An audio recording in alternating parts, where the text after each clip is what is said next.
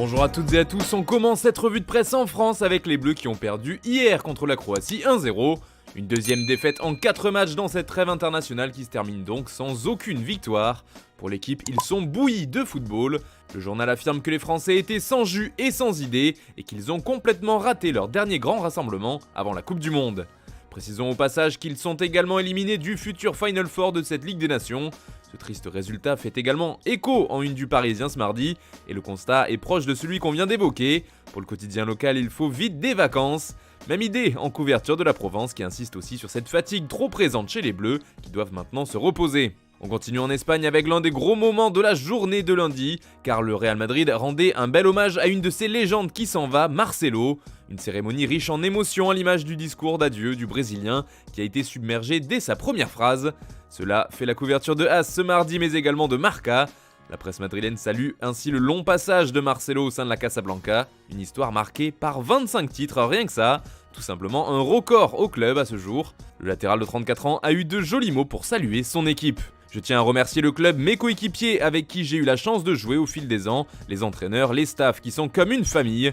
Je veux remercier Madrid pour tout ça, je me suis réveillé chaque jour de ma vie avec la joie d'être dans le meilleur club du monde. En Angleterre, Manchester City a officialisé la signature d'Erling Haaland hier.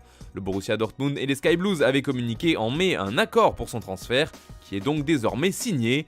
Et forcément, la présentation du Norvégien a fait beaucoup de bruit outre-Manche, comme ici en une du Daily Express, mais aussi avec le Daily Mirror qui met en avant les déclarations du buteur. C'est un jour de fierté pour moi et ma famille. J'ai toujours regardé City et j'ai adoré le faire ces dernières saisons. On ne peut qu'admirer leur style de jeu, c'est excitant, il se crée beaucoup d'occasions, ce qui est parfait pour un joueur comme moi. D'ailleurs, selon The Times, le mercato des Citizens est loin d'être fini. En effet, le club mancunien fera le forcing pour signer Calvin Phillips.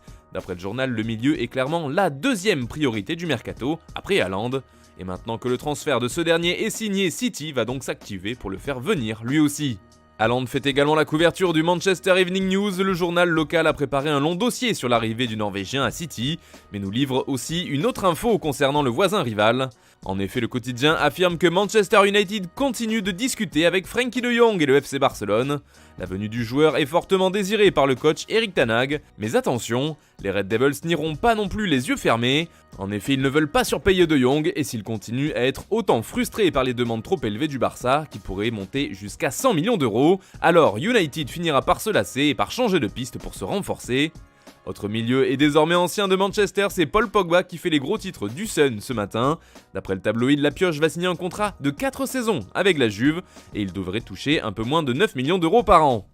En Italie, c'est également le mercato qui fait réagir, c'est le cas en une de la Gazzetta dello Sport qui parle à nouveau de la venue de Dybala à l'Inter.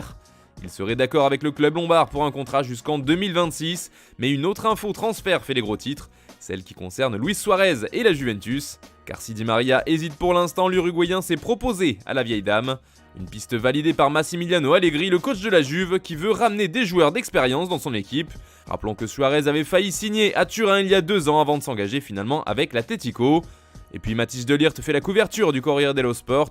D'après le quotidien transalpin, 3 géants d'Europe se battraient pour signer le défenseur néerlandais. On parle de Chelsea, du PSG et de Manchester City. Ce sera donc difficile pour la Juve de conserver l'un des tauliers de sa défense. Et justement, on parle défenseur pour finir cette revue de presse, mais du côté du FC Barcelone, car Xavi aurait avoué à son ancien coéquipier Gérard Piqué qu'il ne compterait plus sur lui la saison prochaine. Tu ne pars pas comme titulaire, titre ainsi Mundo Deportivo. La nouvelle fait également la une de Sport ce mardi avec la même information. Piqué a eu le droit à un entretien avec son coach qui lui a expliqué pourquoi il ne ferait pas partie du nouveau projet, même si son départ cet été semble quasi impossible. Et pour remplacer Piqué, la priorité de Xavi n'est autre que Jules Koundé, d'après le journal catalan. Mais vous le savez, la concurrence sera rude, avec Chelsea qui s'intéresse à lui depuis quelque temps déjà, et son prix d'environ 60 millions d'euros peut également être un frein à sa venue en Catalogne. Voilà, c'est tout pour ce matin, bonne journée à tous.